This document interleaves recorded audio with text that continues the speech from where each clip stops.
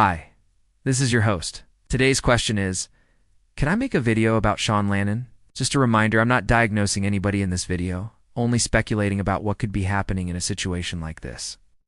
If you enjoyed this video, please like it, subscribe to my channel, and consider supporting me on a platform. The link will be in the description for this video. First, I'll look at the case of Sean Lannon, then I'll move on to my broader commentary. In 2021, a woman from New Jersey named Lindsay Cutlow was reported missing.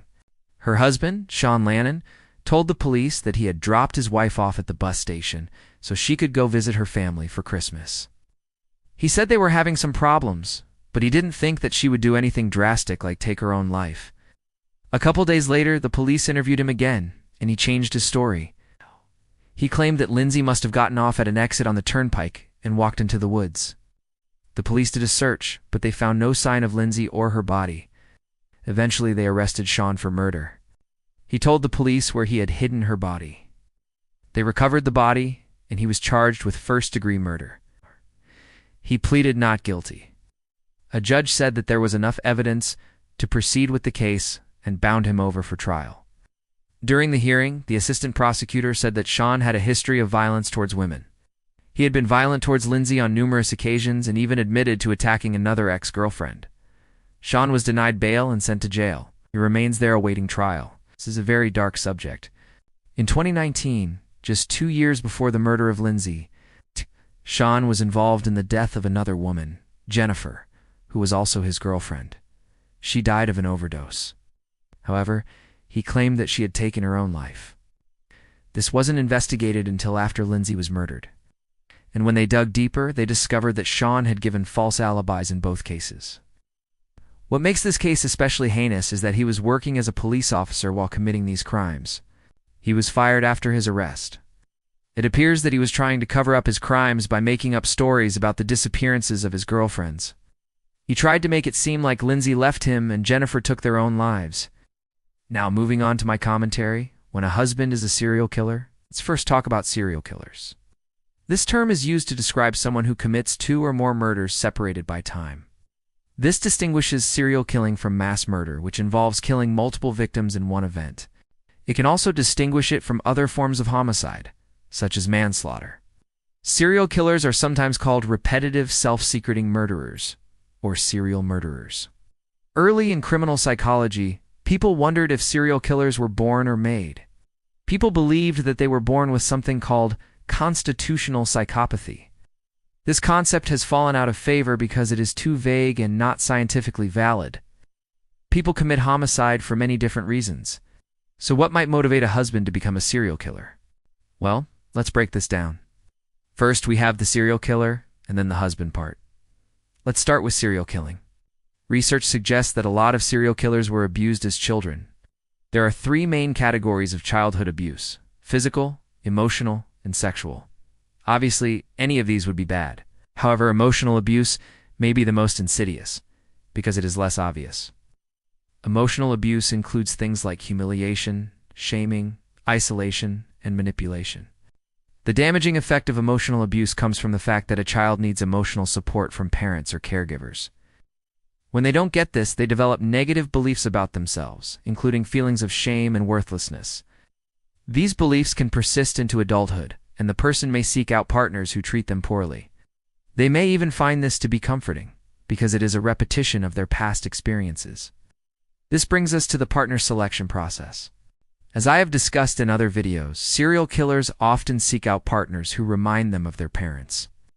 This could explain why someone would want to be in a relationship with someone who mistreats them. Another way to understand why someone would choose a partner who mistreats them is through attachment theory. People develop attachment styles early in childhood based on their interactions with their parents or caregivers. Those early experiences shape how they feel about themselves and how they expect others to treat them. If a person has an insecure attachment, they may expect partners to treat them poorly. They may also have a difficult time trusting partners or feel uncomfortable being close to them.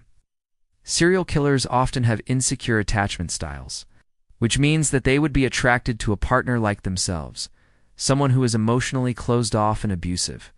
This attraction can be so strong that they would choose to be in a relationship with a partner who treats them poorly.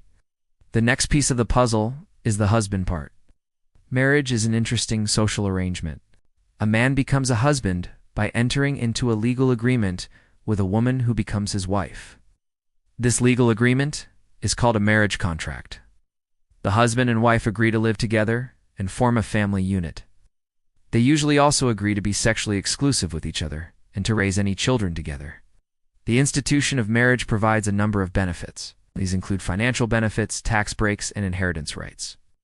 Marriage is meant to be a sacred bond between a man and a woman, but some husbands use the power associated with this bond to harm their wives.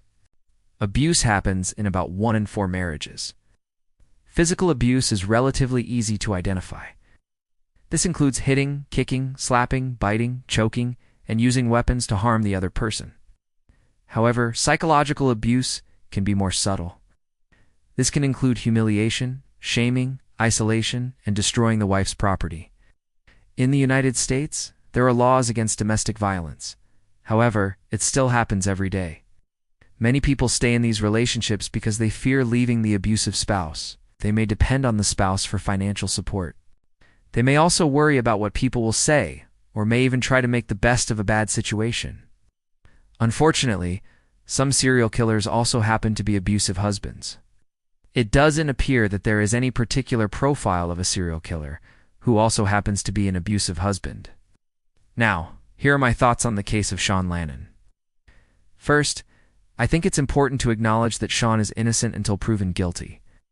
However, the evidence against him is quite strong. He's been charged with murder in connection with the death of his wife, Lindsay, and the suspicious death of his former girlfriend, Jennifer. He gave false alibis in both cases, claiming that his girlfriends had taken their own lives. He has also admitted to assaulting another ex-girlfriend.